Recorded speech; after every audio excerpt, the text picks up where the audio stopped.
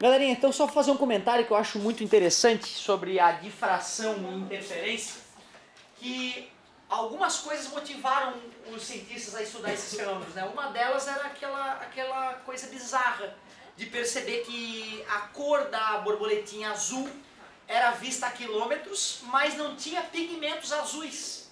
Ou seja, não era por reflexão. A luz não estava batendo ali, refletindo azul, né, e chamando atenção. Além disso, quando tu muda o ângulo que tu enxerga a asinha da borboleta, passou de um certo ângulo fica marrom a asa, que é a cor realmente do pozinho que cobre a asa. Com o avanço da microscopia eletrônica, a galera pegou aquela asinha de borboleta, botou no microscópio e se espantou de ver que tinha quase como uma gradezinha, uma cutículazinha, onde as ranhuras entre uma cutícula e outra tinham um certo comprimento de onda, um certo comprimento. E esse comprimento fazia com que após a reflexão, a luz de comprimento de onda da luz azul sofresse interferência construtiva. Ou seja, não é um pigmento azul que tem ali. É porque o espaço entre as barreiras na asa da borboleta é tal que favorece a interferência construtiva da luz azul e não de outras cores. O mais bizarro, os cientistas sabendo disso começaram a pensar, caramba, quer dizer que dá para eu criar uma estrutura que mesmo sem pigmentação, mesmo sem tinta, tem uma cor. E o mais legal, essa cor vai ser eterna, porque não vai despigmentar.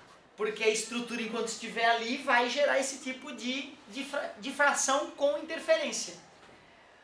Os cientistas construíram um tecido com uma costura nanométrica, imitando o espaçamento entre as cutículas da borboleta. Esse tecido ele é meio esverdeado e esse verde nunca acaba, não desbota, não importa se vai ficar no sol, se não vai, se tu vai botar na que boa, não vai. Tu imagina futuramente as roupas pintadas, né, com uma cor muito mais cintilante e com a garantia de que não vai desbotar em função de não ter pigmento. Imagina uma superfície de um carro, né, que a cor do carro é dada pela difração e interferência e não pela pintura que tu faz. Muito louco, né? Isso aí. E isso hoje já é uma realidade.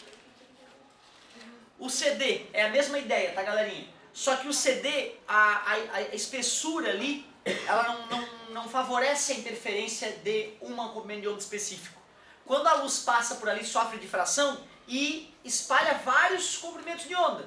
Por isso que, dependendo do ângulo que tu vê o CD, ou ele fica azul, ou ele fica bem vermelhão, ou ele fica, né, alaranjado. Minha mãe teve a brilhante ideia de colocar vários CDs velhos que a gente tinha na horta. Tem uma horta lá em Mituba, então vários CDs. E o mais curioso, como os CDs todos estão com um ângulo diferente, quando tu olha eles de longe, dá a sensação de que são papéis pintados cada um de uma cor.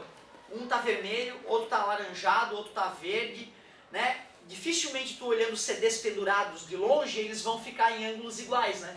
E para que eles tivessem cores iguais, teriam que estar exatamente no mesmo ângulo. Quando tu vai olhar o CD, ele está sempre se movimentando um pouquinho, né? Por isso aquela sensação de as cores estarem mudando completamente. Já viram óleo cair em água? A mesma coisa acontece. A película de óleo flutuante na água fica tão fininha que quando a luz refrata, ela sofre reflexão no fundo da película e quando volta, sofre uma pequena mudança de posição em relação à onda original. E é por isso, então, quando tu olha o óleo na água, né, fica aquelas cores bem interessantes. O mesmo ocorre na bolha de sabão, né?